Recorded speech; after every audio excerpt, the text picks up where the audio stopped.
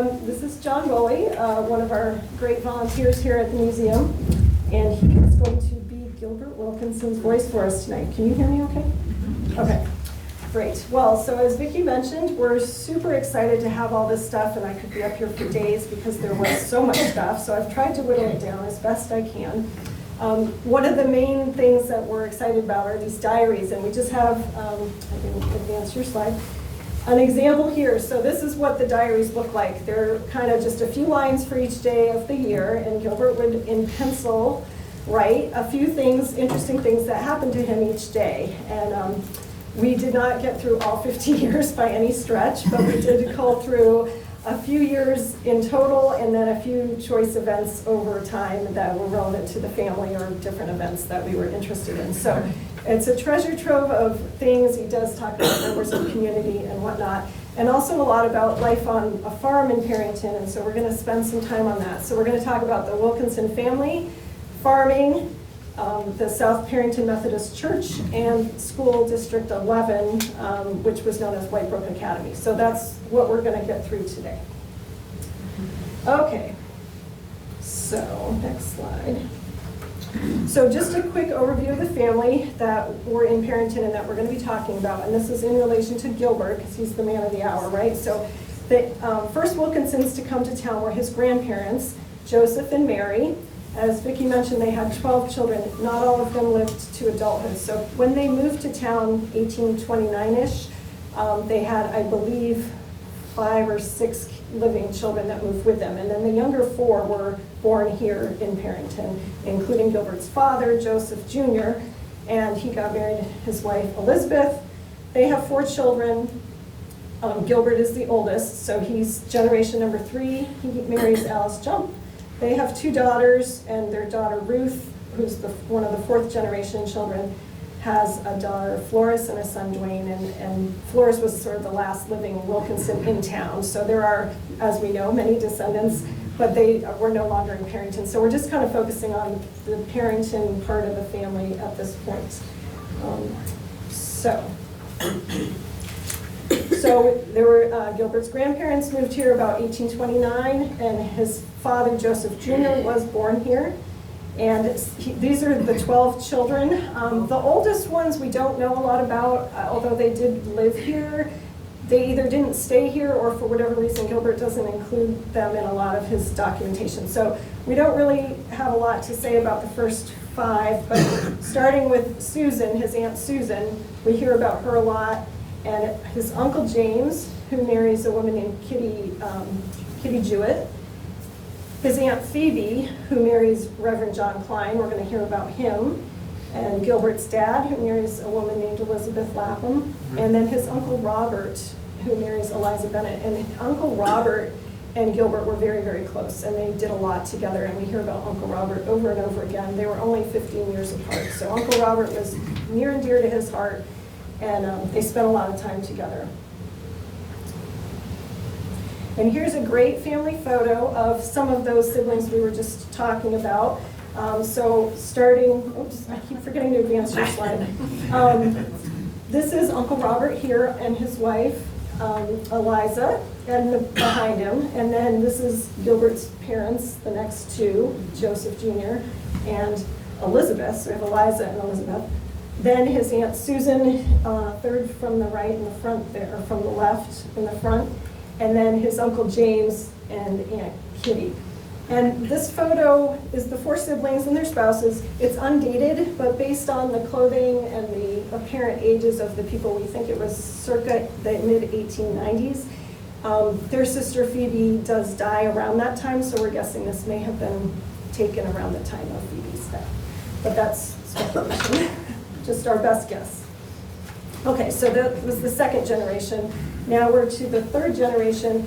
Gilbert, the man of the hour, is in the upper left as a young man here. He was born in 1855. And then to the right of him is his brother William, or Willie, who was born a few years later. And then there's a big gap, about 7 years, that does coincide with the Civil War. We don't think Gilbert's father served in the Civil War, but there is about a 7-year gap. There could have been other children we're unaware of in between, or the war may just have interrupted things. So the 2 older boys are very close and close in age, and then there was a gap, and then there was their brother John and their sister Mary, who was called Minnie or Min. And because of the age gap, Gilbert often in his diaries would refer to the children, meaning his brother and sister, because they were so much younger. So we'll hear a few entries where he talks about the children, and in those entries, that's who he's referring to, not his own children. The diary entries are before that, so that he's talking about his siblings. Okay, so now we're going to talk about where in town they lived. Hopefully most of you are familiar with Perinton. This is sort of the southeast corner of town, over near where Chase Farms, Lollipop Farm, that area. And so if you look at the map, where the glare here, I can't see. Sorry, here we go. Pennell Road is right here. So Chase Farms would be right about here, if you're familiar with where that is. And then this is Wilkinson Road here, okay? So when Gilbert's grandparents first moved to town, they bought property right here on the corner of Pennell and Wilkinson, although obviously it wasn't called Wilkinson until after they moved here. We don't have a name for the road before that. It may have been unnamed, or it may have had a different name, but eventually it does become Wilkinson Road after this family. Okay, and so just while we have the map up, a couple things I wanted to point out. The South Perinton Methodist Church is right across the street from them, kitty corner. And then the district school number 11 is just down the road, Wilkinson Road, further down the hill from the church. So that's where those two things are as we get talking. And then eventually Gilbert buys a farm right here where this says A Pound, Asher Pound's property. Gilbert, when he gets to be married and an adult, he gets this property, so he'll be right across from the original family homestead as well. So that's the part of town we're talking about. This map's from 1858. Gilbert's grandfather has just recently passed away. It's still listed as in his name, but he is deceased at this point, and one of his sons, Robert, is going to take over that property. Okay.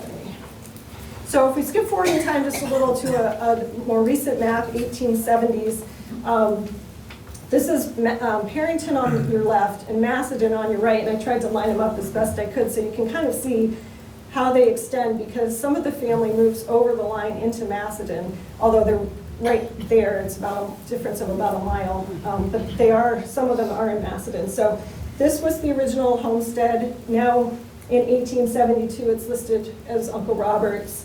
And then if you continue down Wilkinson Road into Macedon, just over the line, there's basically one property owner in between that place and Gilbert's father's place, Joseph Jr., and then his Uncle James lives right across the street. So they're all right in that same area. They all attend church and go to school in Perinton, even though the farm is slightly over the line there.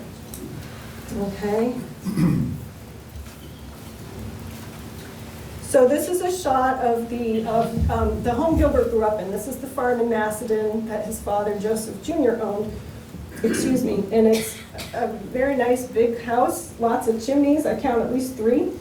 And it's a great photo. It's got most of the family in it. It was carefully labeled on the back. And so if I just enlarge it on the next slide so you can try to see, this is Gilbert sitting here in this chair. And then his sister, Min, his mom, his brother, Willie, their dog, Tip, got labeled. And then this woman was unidentified, but was potentially a relative of his mother's, a Lapham. But whoever labeled the photo wasn't sure exactly who it was. And then his father. Now there is, his brother John's not listed in this, but if you look very carefully, there is someone peeking out of the upstairs window. And I'm guessing that's where John ended up, or he's not in it and we don't know who that is. So anyway, it was a great family photo at the family farm. Again, undated, but based on the ages, I'm putting this probably in the 1870s, 1870 to 1875-ish time frame based on how old the kids look. Okay, so now what I want to do is go through Gilbert's diary and kind of give you a flavor of a year in the life of a Perinton, Macedon farmer in this area. And we're going to have John reading Gilbert's diary to help us out with that. So John, take it away. January 7, went to Macedon Fairport, had a spring put on the wagon. January 8th, Father and I cleaned up the buckwheat this morning, took it to the mill. January 12th, went over in the woods and got my axe. Went over to Uncle Robert's and hung it. So does anyone know what hanging an axe is? No. I didn't either, and I looked it up, and what it means is to put a new handle on it. So Gilbert's trying to repair his axe. It doesn't go well. A few weeks later, he mentions that he goes into the village of Fairport to Woolsey's store and buys a new axe. So didn't go real well on the repair job, but he gave it a whirl. January 13th, I've been to Macedon and paid the taxes. So again, his parents live in Macedon, he's paying their taxes there, but then he lives in Perinton, and we actually have a tax receipt of Gilbert's from 1904. He has 50 acres of land, and you probably can't read the total, but it's $14.18, which is the equivalent of about $581. So that's what the tax was on 50 acres of land in 1904 here in town. So I thought that was amazing to see. And then next to it is another little treasure we found in the collection, which is from 1931. And apparently the state went around and tested cattle for tuberculosis, which I had never heard of. But Gilbert had 4 cattle tested and they were all negative, so that was good. So that was our little treasure trove for those documents. A lot of wood. January 16th, started at 3 o'clock this morning for the city, sold the horse for $5. Was a good day. February 1st, drew a load of wood and then went to Fairport. Left the spring at Klaus, settled with Howard, and got straps at Brown. February 18th, I've been in the woods and have cut 4 cords and a half.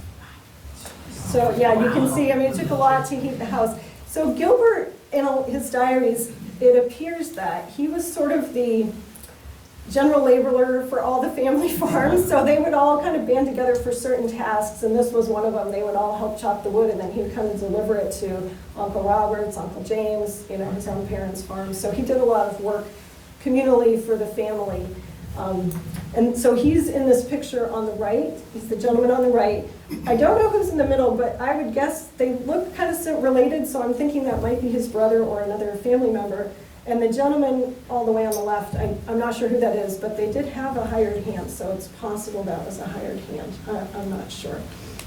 And this is one of those times where you can tell he's mentioning businesses and people in Fairport you may have heard of, including the Bones. Bones were blacksmiths early on, and then they opened a store and ended up building a building that was known as the Bone Block, and it was very prominent, and it's about where the library is today, and it stayed there till urban renewal in the 70s. So some of you who've lived here a while may remember that building, but Gilbert's going there and settling up with merchants in town when he does business with them. Okay. February 21st, drew the last load of hay from the first stack. March 2nd, I've been boiling sap today, finished about 10 o'clock this evening. So that was a long day. And in the March diaries, he does spend lots of time collecting sap, boiling it down, making maple syrup. So that was a seasonal chore that he did, and again, seemed to do it sometimes with the help of the hired hand or some relatives, but it seemed like it mostly fell to him to do. This is a great picture. Not sure why they're not using a horse to pull this wagon, but they're doing it themselves. Gilbert is the gentleman in front, and I'm not sure who the man in the back is pushing, but they've taken off their coats and rolled up their sleeves, and they're pushing this wagon around the farm themselves. So then we have this next picture. Oh, yes. March 2nd, it has thawed some, but not enough to quite spoil our sleighing. March 9th, was up at the Hook this afternoon and had George shod. So George was the horse, probably not this horse, but a horse that he wrote about. He mentions George a lot in one of the diaries. So George is a popular diary discussion point. So he mentions the hook. He's talking about pumpkin hook. Does anybody know? Okay, a lot of you do. I had never heard of pumpkin hook, so I had to look into this. it's kind of, this is just a little digression, but I thought it was so much fun, I wanted to share it with you. So if we go to the next slide, this again is hard for me to see with, okay, here's Pennell Road, and there's Wilkinson Road. If you continue down Pennell into, it's actually North Farmington, but it's just south of Macedon. It's kind of right in the corner where these towns all come together. There's a little hamlet called Pumpkin Hook, and the reason it's called that is it's a prank that was played in the early 1800s. Hooking is a term for stealing. So this area grew a lot of pumpkins, and the story goes that a gentleman came and bought a wagon full of pumpkins and loaded it up, but then he stayed overnight and was going to head home in the morning, and overnight some of the local teenagers took all the pumpkins off the wagon and put one on every porch in the village. So they hooked them or stole them, and that's how the hamlet got its nickname of Pumpkin Hook, and it even has a sign telling you all about that. So Gilbert went there, he went to Macedon, Farmington, Victor, Egypt, Fairport, into Rochester. He traveled around a lot. We were really surprised at how mobile he actually was. I kind of always think of farmers as, you know, just working there. And he must have been sort of the family errands guy and did all the jobs that required going off and doing something. He actually also went further afield. In his diaries, he mentions places like Palmyra, Springville, Lyons. He and his father would take the train. He never really said why. He just said, went to Lyons today, took the train, you know, that kind of thing. But he got around quite a bit, so we were kind of surprised at how mobile he actually was. April 4th, fixed the old harness this morning and went plowing the west side hill. It's been a mild day to work. There was a warm breeze. He's having a better April than we were. April 21st, I've been plowing with a new colt. She goes pretty well. Ate a whipple tree this morning. So does anyone know what a whipple tree is? You do? Oh my gosh, I didn't know this either. So this was another thing I had to look up, a little side note. It's part of a harness for a team of animals pulling, so it helps distribute the load equally between them. So I think this went better than the axe hanging. But Gilbert in his diaries does mention a lot of repairing and fixing and manufacturing of things for the farm. So he did do a lot himself, but then he does also buy things or get things fixed at blacksmith shops and things. So there's a lot of entries related to getting things fixed or made or bought. Okay, so back to Gilbert. May 6th, went over to Uncle Robert's to pull out some big stones, but did not get them out. May 13th, finished planting the potatoes. June 14th, had sheared 20 of Uncle James' sheep, 30 of Uncle John's also. Finished about 7:30. June 17th, have sheared 28 more sheep today for Mr. Wakeman. Received $6.40. A good day indeed. So again, this is one of those tasks that seems to have fallen to Gilbert for the whole family. He's the one shearing the sheep, he's cutting the wood, he's doing whatever. So certain jobs seem to have fallen to him on behalf of all the farms in the family. And I love this picture of these sheep, and they all are kind of looking right at the camera. So Gilbert often hired himself out as day labor to neighbors, which I find fascinating because his father did have a hired hand. So this was, I guess, a way for him to be off on his own and making his own money. And he kept a very diligent account in his diaries. At the back, every year, there's an account sheet, and he would say who owed him money and who he owed money to. And then in his diary, he would say, I settled with so-and-so, or what. There was a lot of money changing hands, and it was interesting to me because I guess I always assumed that was probably more of a barter kind of environment, but actually there was a lot of money going back and forth, but also a lot of credit.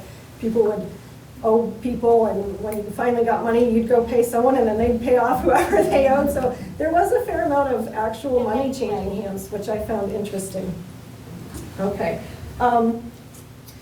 So then, on a similar note, Gilbert, after he finished at the local school through 8th grade, he went off to school for his higher education, high school, to a private school, and his Uncle Robert wrote him a letter, which we have, and so there's parts of it that related to the farm, so I want you to hear these. So these words are actually Uncle Robert's, not Gilbert's.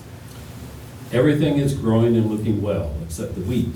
Peaches are set very well, especially the early Crawfords. It is about time to see that the mower is in order and ready for business. It is dry wet. We have a section of earthen pipe, 18 inches in diameter. We are going to set in one of the springs and see if we can get some water. There is some fear that the potato bug will do some great damage to the crop this time. So Uncle Robert gives him updates about what's happening here at home on the farm. It's a drought. They're a little worried about water and also a potato bug. Now, his uncle also mentions that they have peaches, and for those of you familiar with Perinton's history, we had a very large fruit canning industry in town. And so the Wilkinsons contributed to that. They raised fruit. Here we have peaches, and Gilbert, when he gets his own farm, also raises crops for the canning industry. And we actually have a contract he signed. Again, I just find these things so fascinating that he saved all this stuff and we get to see it. This is from 1906, and it's the Egypt Canning Company, and he's promising to sell them his fruit, and they've guaranteed him a price. So it kind of reminds me of a CSA, right? He knows he has a market for his crops and a guaranteed price, and so now he can grow things and know he's going to have business, and the can company knows it's going to have fruit to can and sell them for themselves. He does retain, if you look on this handwritten note on the corner, it says, with the privilege of selling a few crates to his customers, so he does get to keep some of his fruit, but most of it is promised to the can company. Okay? And now we have this wonderful picture. This is Gilbert on the left and his father, Joseph Jr., on the right, out in their wheat field. His dad has a hat, Gilbert does not. There is this hanging out down here, so I'm guessing this is Gilbert's hat, but I'm not positive. It's pretty hard to tell what that actually is in the photo, but anyway, that's them, and I love the clothes they're wearing. This is them out working in the fields, and they're dressed in their hats and their wool pants and the whole thing, so it's a different time. June 28th, I've been raking hay, went fishing tonight, got quite a few. July 24th, finished cutting the oats this morning.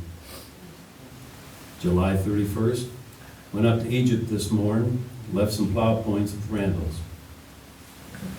October 1st, have been digging potatoes again today, took up 2 wagons full. October 24th, picked apples for this forenoon.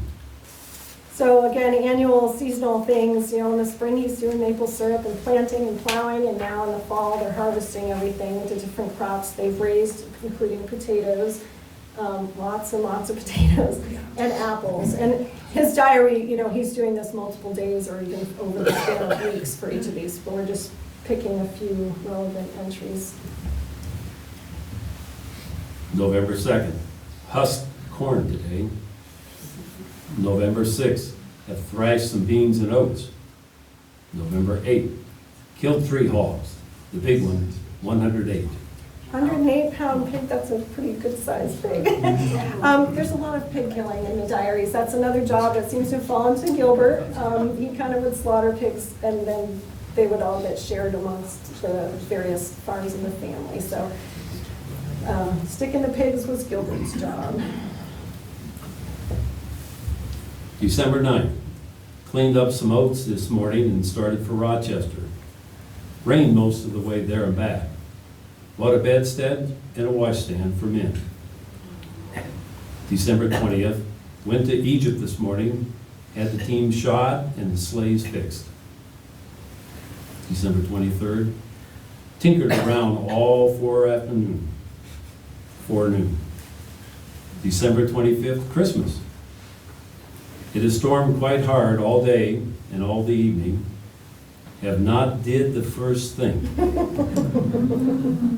December 28th, have chored about all day.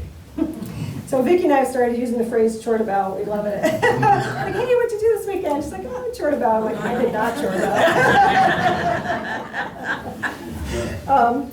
So, you know, when you're on a farm, you have animals you have to take care of. And again, if you know Perinton history, we had Taylor's Oil of Life here in town, which manufactured many patent medicines, one of which was good for man and beast. But Gilbert decided to go the home remedy route, so he doesn't buy that. He has a recipe. He actually had multiple recipes. This is just one of them. So you mix gentian, cream of tartar, bloodroot, pink root, golden seal, sulfur, and nitrate of potash. You mix equal parts of all of that, and then you put a teaspoonful twice a day on feed for your horses, and it will help them with indigestion. So if you have horses, I can hook you up with this recipe.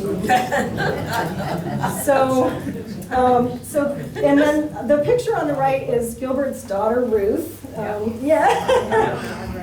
Based on her age, I would say this picture is probably the late 19-teens-ish, is my guess. And I'm not sure who the gentleman is, but they're on this sleigh in the yard with the horses, so it's a great, great photo. There were so many wonderful photos. We can only show so many, but I tried to pick a variety that tied into the diary entries. Okay, so that's a year in the life of a Perinton farmer. And now we're going to move on. So in 1885, Gilbert's getting to be 30 years old and decides it's time to settle down and get married and have a place of his own. And he starts courting a woman named Alice Jump, who is from Penfield. This is a picture of her. And we're not really sure how they met. Does anyone know the lore behind how Gilbert and Alice met? I know it was over the sale of some kind of an animal. Oh, okay. That was Dorothy and Dwayne. No, it was over. Possibly over the sale of an animal, we're not sure. Dorothy and Dwayne was too. Yeah. Okay, well, maybe Our that's, parents were also. okay. Oh, well, common way to meet somebody. You sell them a cow or get a cow or a sheep or whatever. And She can have something to do with a horse. okay, selling a horse maybe, so that could be how they met. And it's a good distance. I mean, so her family lives on what's now 250, we call it 250, right about where the YMCA is, across kitty corner from that. And the house is still there, although it looks drastically different today. But that's where she's from. So from South Perinton, that's a bit of a hike, but he diligently trots out to meet her several times, starting in the month of June of 1885. Wednesday the 3rd, have been over and called on Miss Jump tonight. So that's our first entry that he mentions her by name. He's calling her Miss Jump at this point, but within just a few weeks, he starts using her first name. They've spent some time together. Monday, June 14th, Alice and I have been down to Rochester. She bought, I did not. Shade of things to come, probably.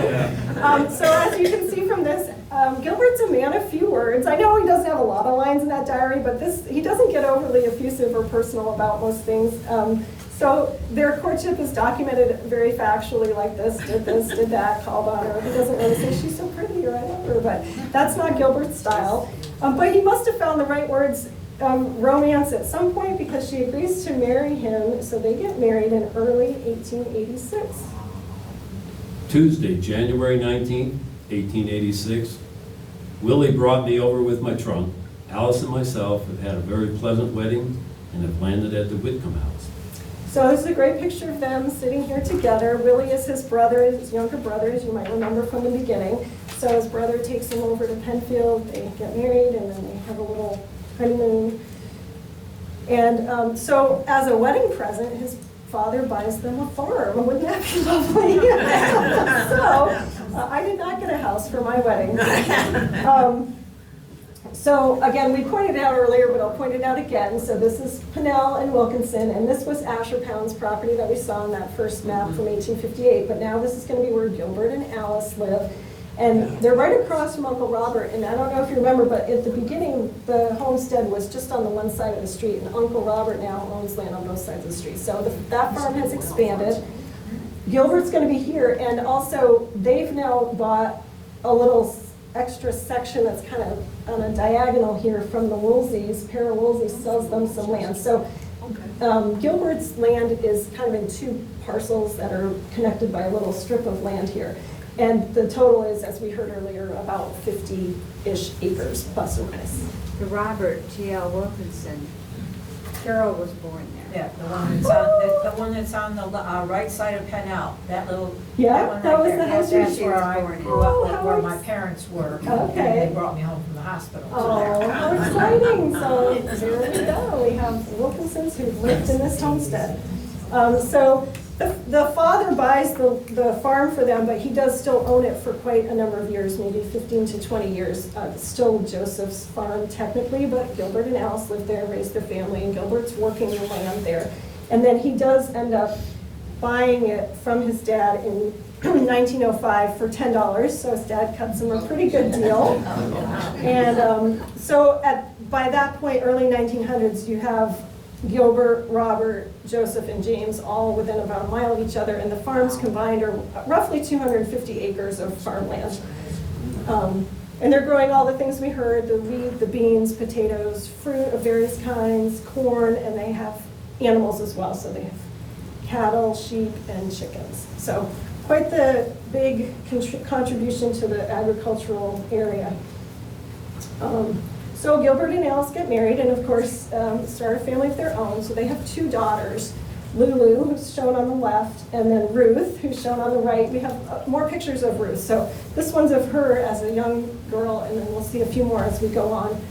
So they're the fourth generation of Wilkinsons to live in town. And then just quickly, the fifth generation would be Ruth's children. So she marries Harry Lent, and they have two children, Dwayne, who's the ancestor of all of our Wilkinsons here tonight, and then Floris, who was born in 1921, and she's the one who remained on the family homestead until just last year when she passed away, and she was the last Wilkinson in town. So that's the 5 generations of Wilkinsons in town, spanning from about 1829 to 2024. So not quite 200 years. She almost made it. Okay, so that's the Wilkinson family. Now I want to switch gears and talk about South Perinton Methodist Church for a little bit. So is anyone here a member of that congregation? Okay, we got 1 or 2. Excellent. So this is a very recent picture of the church. This was not what it looked like originally when Gilbert and Alice moved in, but this was the view Floris had of it for the last few years. It's originally was just a one long building, and then over the years they've expanded. It has, has an addition here. But for all of Gilbert and Alice's married life, this was the view they had was of the church. It's right across the street from where they live. So the church was started in early 1837, which is quite early.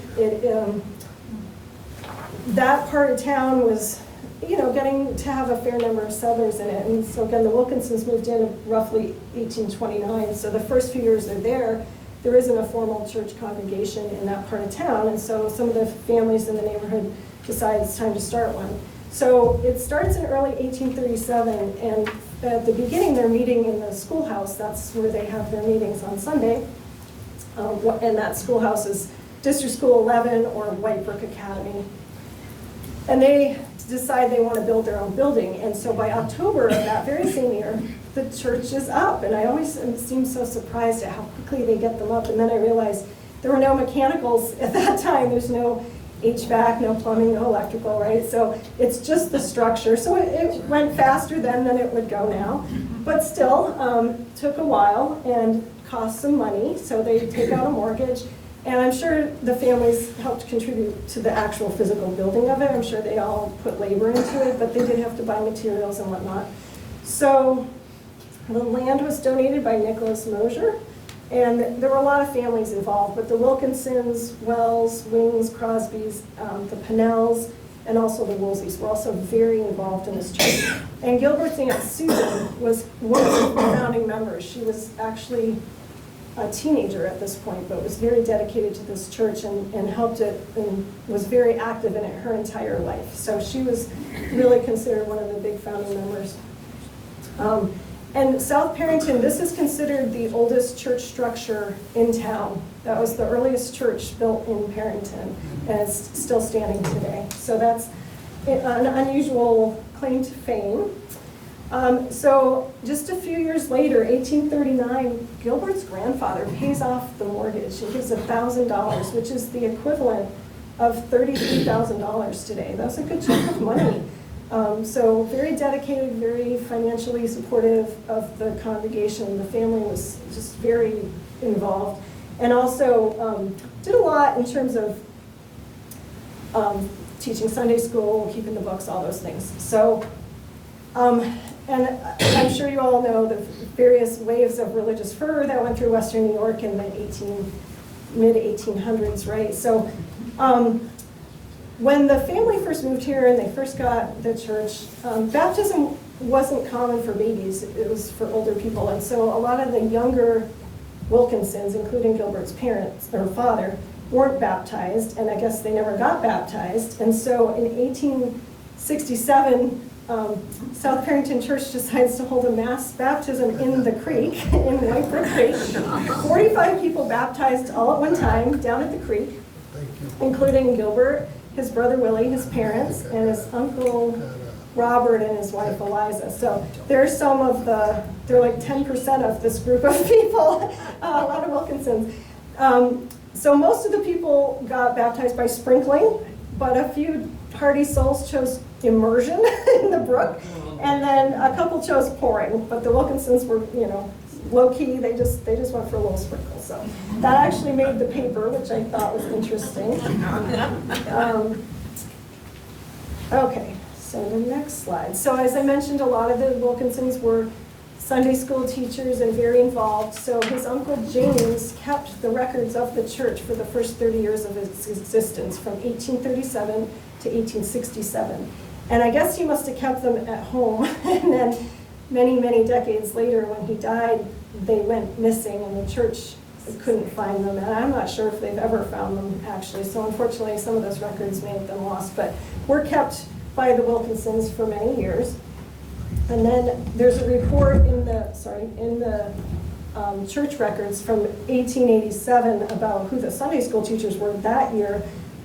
Mary Klein is a cousin, Lois Pennell, a neighbor, Eliza Wilkinson, Phoebe Klein, Susan Wilkinson, Robert Wilkinson, Joseph Wilkinson, and Minnie Wilkinson were all Sunday school teachers. So they were the vast majority of the teachers at that time. Gilbert himself also did teach Sunday school at a previous time, but did not in this particular year. January 12th, drew up the Sunday school account book this afternoon. Have been to Uncle Robert's this evening, got the lesson papers. November 10th, have been down to the Sunday school house to see to the fire. So he'd go and light the fire before church so that when the people got there, the building wasn't stone cold. So again, he was sort of willing to pitch in and do whatever needed to be done, physical labor, teaching, errands, whatever had to be done. And so he was very active in the church as well and did some of the Sunday school teaching and things like lighting the fire every week. So as I mentioned, his Aunt Phoebe marries Reverend John Klein. John Klein was a well-known preacher in this town for many, many years. And he preached at South Perinton for a long time, but he also helped start the Methodist church here in the village. And so for about 2 years, he rode in every Sunday morning on his horse to preach at that church while it was getting started before they could hire their own preacher. And he also helped them financially get started. So he was very instrumental in both these churches. And let's see, yeah, go ahead, John. January 20th, went to church today.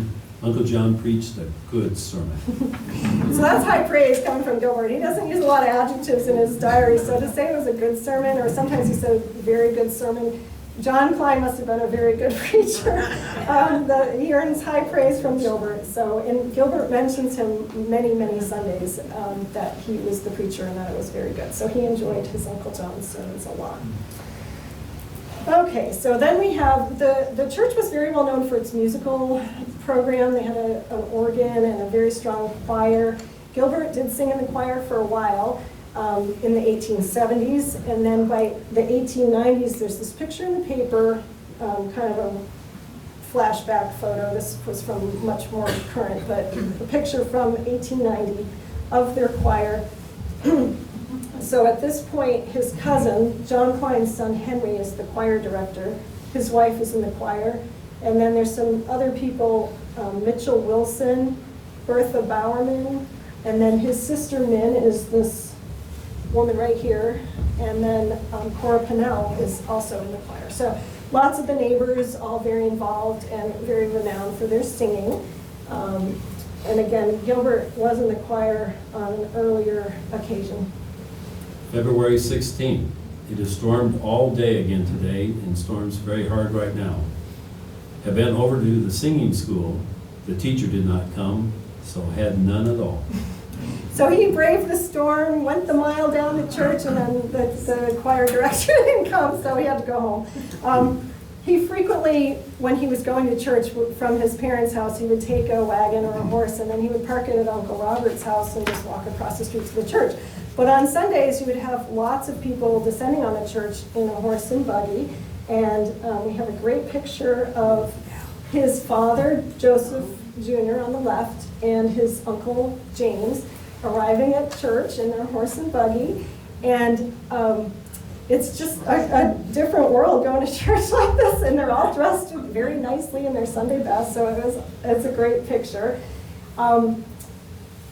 There's an interesting building in the background. Does anyone know what this is? It's restoring the horses and It stables. is. So about 1896, Right. they build carriage sheds so that everyone who comes to church has somewhere to park their horses and buggies. This was the days you went to church in the morning, and then you came back in the evening and went again. So you were there a long time. These animals and the buggies had, it was nice to have shelter. They weren't getting wet, they weren't getting hot. You could give them some oats while they're standing around or whatever. So these carriage sheds get built. And so the inset is the more recent picture we saw earlier that the church has an addition on it now. But this picture shows when it was just the main church without the addition, although this is not the original. This has already been expanded out towards the street, and the tower's been redone. So this is not even the original church, but then it shows the two sets of carriage sheds. And I have to say, so I go to church in the village of Pittsford, and we do not have a parking lot, and we always joke that one of the 10 commandments is thou shalt not covet the Presbyterian's parking lot. I would totally be coveting these carriage sheds if I were in Perinton in 1896. This is a rocking place to park your horse and buggy, so very, very nice. There's mixed reports of these sheds disappeared in the 1950s, I think, and some reports said they were burned, some said they were taken down. Anybody here know? It was a fire. A fire, okay. So they do burn, and then I think that's about when the addition goes on, if I'm not mistaken. So it looks different, but I want to point out there's some fencing here, and we're going to be talking a little bit about that in a minute. And so if you remember, Uncle Robert wrote Gilbert a letter, and we heard some of it earlier, and we're going to hear just a little bit more now. So again, this is Uncle Robert writing to Gilbert. The church is painted up new and very well. We saw the chap that painted the point at the top of the tower and shake it a little. We have got the fence to build around the new burying ground. So Uncle Robert and various people helped put the fence around the cemetery at that time. And South Perinton is not only the oldest church structure in town, but it is unique in that it's the only church in town with a cemetery. If you think, most of the cemeteries in town are municipal. And the other religious cemetery is St. Mary's, but it's next to the rec center. It's not on the grounds of any of the Catholic churches in town. So South Perinton has that other distinction of being the only one in town that does have a cemetery adjacent to it. So this is a great picture of Ruth Wilkinson on her horse. This is Wilkinson Road, believe it or not. Right? It's a great picture. I just love it because it's just this little one cart width wide dirt track. Looks a little different today. I also think it looks to me like it curves a good bit, and it doesn't really curve to that degree, I don't think now. So I guess when it got widened, it got straightened a little bit. But their house was, right up here, so she's riding down the road on her horse, and you can see the cemetery stones in the background and a little bit of a fence. So it's just a great shot that helps show. And again, based on her age, I would guess this picture's from around 1915 to maybe 1918. So. Let's see. So I wanted to mention too that In addition to hiring himself out as a farm laborer, Gilbert also was the grave digger for the cemetery for his whole life, really. I mean, he was digging graves into his 70s. So he did a lot of various things, but this is a tough job because he's burying his friends, his neighbors, and also his own family. So this was a hard thing for him to do. And he writes in his diary when he's digging graves. February 5th, 1890, I dug a grave for Captain Adams for $3. June 20th, 1891, have dug a grave for Ann Woolsey. May 5th, 1907, I've been to the church and helped bury Aunt Kitty's sister, Mary Telford. November 6th, 1908, went to Egypt for Uncle James and have buried Aunt Kitty this afternoon. Yeah, so it's a tough gig, but he does, as usual, what needs to be done. He's just one of his regular jobs that he does about the town and for the church, and he digs graves. So his family's all kind of right there, and they get to see each other daily and everything, but his wife Alice is from Penfield, and her family is not as close by, and this proves to be a hardship at certain points, most notably when her father dies in 1901. March 1st, 1901, my brother-in-law, Dwayne, came over and told us Alice's father, Leonard Jump, was dead. Had been over to Father's tonight to tell him. Alice went home with Dwayne. March 2nd, took Lou and Ruth to Penfield, and Alice came home with me. It was 3.5 hours going, and I don't know how long coming home. So tough sledding in March, going to Penfield. It was a big storm, and he had to go get his wife and bring her back. It took them all day, round trip. So it was just a difficult time, and he made note of it in his diary. It was an unusually difficult time for the family. So now I want to switch gears again. We're going to move on and talk about the school. And this, again, is District School number 11, White Brook Academy. So before Fairport had a central school district, we had 12 different school districts for what we would call grammar school, right? First grade through 8th grade. And they each served a little section of town and were supported primarily by the families attending them. So although they got a little bit of tax money, it was mostly privately funded to some extent. The families that lived in the district were assessed by the school district itself. So this one was on Wilkinson Road, just down from where Gilbert's farm is and from where the grandparents originally lived. This photo is probably more recent because there's an electrical service on the front of it. So this could have been from the 40s or early 50s maybe, but originally obviously it would have had that. So if we go back to our map that shows Perinton and Macedon, Wilkinson Road, you'll notice that District 11 spans the town lines, which I thought was very interesting. And then I thought about it and I thought, oh, well, even today, like Bushnell's Basin area goes to Pittsford schools. So this trend started early on, I guess, and I'm sure it was all because the Wilkinsons, Gilbert's father and uncle moved down the street, but still wanted their kids to come to school in Perinton, and that's where they went to church and everything. So the town line was really not a factor in their daily life. They just did what they were going to do, and the only time it probably came into much play was when you went to pay your tax bill, you went to a different town hall. So District 11 was all that southeast corner of Perinton and a little bit of Macedon as well. So it was a one-room schoolhouse, as most of the district schools were, 25 feet by 40 feet, just one big room. Had a pot-bellied stove, 2 outhouses, but only 1 teacher. And they had, at the beginning, it was founded in about 1831, so right after the Wilkinsons moved to town. And at the beginning there were about 40 students, but within a few years it went up sometimes as high as 80 students. Can you imagine 80 kids in like a one-room schoolhouse and 1 teacher? Yeah, she had her work cut out for her. And in 1850, the trustee report said they got $3.64 from the town, $6 for the library to purchase a globe and books, and then the remaining funds were raised locally. They spent $12.50 on fuel, $1.45 on repairs to the building, and $101 on wages for the teacher. So that was their school budget for district school number 11 in 1850. Go ahead, Gilbert. March 14th, went to Macedon after some nails. Have been building a stage at the schoolhouse this afternoon. December 11th, took the children to school this morning. So again, Gilbert's willing to jump in and do whatever. The school needs a stage for some play or something, and he's the one down there building it and buying the supplies for them. He was a school trustee for many, many years. And again, when he says taking the children to school, at this point in the diary, this is his brother and his sister, not his own children.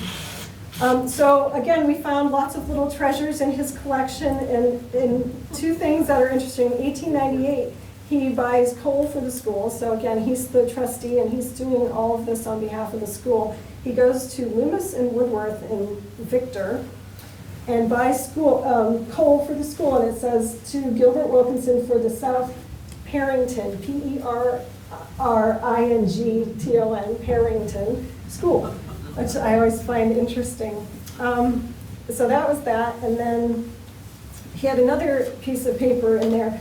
He actually also ordered new seats for the school in 1898 out of Buffalo. I can only assume they just shipped them to him, but Randolph, McNutt, and Buffalo, and he ordered quite a quantity of chairs. So if the school was started in 1831 or so, and this is 1898, I don't know if the original chairs were still in it, or if they'd already been turned over once, but they were probably due for some new seats at this point. And then we have these great pictures of the school. Unfortunately, they are undated photos. I'm not sure when they were taken, but this one on the left, again, this is Wilkinson Road. This very little dirt path right here.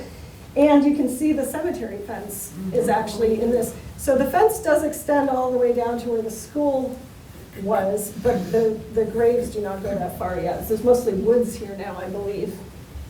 And you can see this might have been one of the outhouses. This is a woodshed, I believe, on the edge, and it did have a bell tower. They ring the bell to call the kids to school. And then the shot on the right is obviously a winter scene.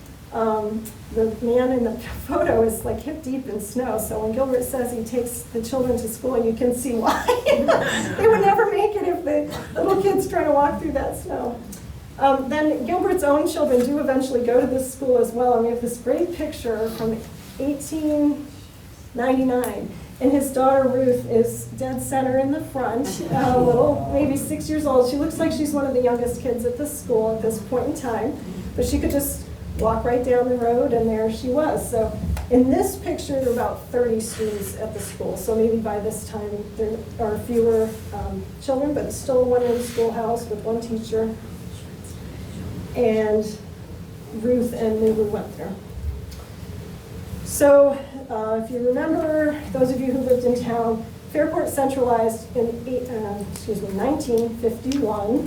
So it closed all the little district schools and opened a few elementary schools, and the high school and everything became kind of consolidated for the whole town. And as I mentioned earlier, parts of towns could vote to stay in a district they were already in. So there are pockets of Perinton that go to school in Pittsford, or people in other towns that maybe come here. But anyway, the district Whitebrook School closed in 1951, and their bell, and they had an eagle on top of their flagpole. Those are on permanent display upstairs. And so if you're ever here for the end of our silent auction, we ring the school bell. It's from Whitebrook Academy. So, okay, so we're winding down here. I want to go back to Gilbert and Alice. In 1936, they celebrate their golden wedding anniversary. Sunday, January 19th, 1936, Alice and I went to church morning and evening. Have had a house full of folks this afternoon, 50 years of life together. Yeah. And so there's this great picture of them on their anniversary. They're both holding something and looking at it, but I don't know what it is, and I don't think anyone could identify. I don't know if it was lockets from pictures of the original wedding or what it was, but they were photographed holding and looking at something together for their 50th anniversary. Here's another shot of them, and their anniversary made the paper. So it's got this write-up about this couple, and it says that there were 30 people came together in the afternoon to celebrate. They had flowers, a banquet, a prayer by the Reverend Witham, letters from absent friends, and then at the bottom it says, and Mr. Wilkinson, in a few well-chosen words, thanked the company for their presence in his house. Sums him up nicely. He's always got just a few well-chosen words. That's kind of his thing. So at this point, Gilbert's in his mid-70s, and unfortunately does not make it to their 52nd anniversary. He dies just short of it, January 9th. At age 78. And he's buried across the street in South Perinton Cemetery, where he had dug so many graves himself. His wife Alice continues to live there. Her daughter Ruth and Ruth's family live there. So the farm is still going, the family's still living there, but Gilbert is no longer with them. In the 40s, a fire burned some of the outbuildings. So they lost a barn, a wagon house, chicken house, and some other things, and they think it was from a spark from a threshing machine. So it did affect some of the outbuildings, but the house was fine, and nobody was hurt. So Alice dies in 1952 and gets buried next to Gilbert in the cemetery. And so again, their granddaughter, Floris, lives in the house the rest of her life, and so the property stays in the family until just last year. And in addition to giving us the diaries, all these great photographs, and all the papers and documents and everything, Floris also donated dolls and toys and some clothes, which we have some of here on display. These are Wilkinson clothes around me here. Would you like to say anything? We'll let Vicki tell you about these. Floris was little, yes. And at the end of her life, you know, if she was 80 pounds, that would have been a lot. She was tiny. But she wrote notes in everything. And the outfit that's right behind John here, the Italian silk, she wrote a note in the hat. And it said, "Mother made this of silk from a trip to Italy." And then the brown hat, she said, "I wore this brown derby hat with the sealskin coat on many occasions." I had the opportunity to spend several birthdays of Floris's with her. She would wear this brown outfit quite often. That was hers as well. And then in the picture on the screen, you can see Ruth wearing the leopard stole, which is beautiful. Throughout the presentation, there was a little picture of little tiny Ruth. This is Ruth's actual dress that was in that photo, and her little shoes. And we measured when we bought this mannequin, and we thought it would fit, and it didn't. She was a tiny little girl too. But we also had the tights, but the tights wouldn't fit on the mannequin. Floris left a note that this was her graduation dress from school. And I'm not sure about this, but I think this could have been Ruth's graduation dress because it dates to about that time frame. But we have so many items, and just what treasures. We're so fortunate that this family held on to these receipts, these diaries, this clothing, and we're so fortunate to have these things, and that this family shared them with us, you know, that are upstairs. So I hope you will get a chance to come upstairs and take a look at some of those really special things we have up there as well. And I'd like to once again thank John Bowley as Gilbert.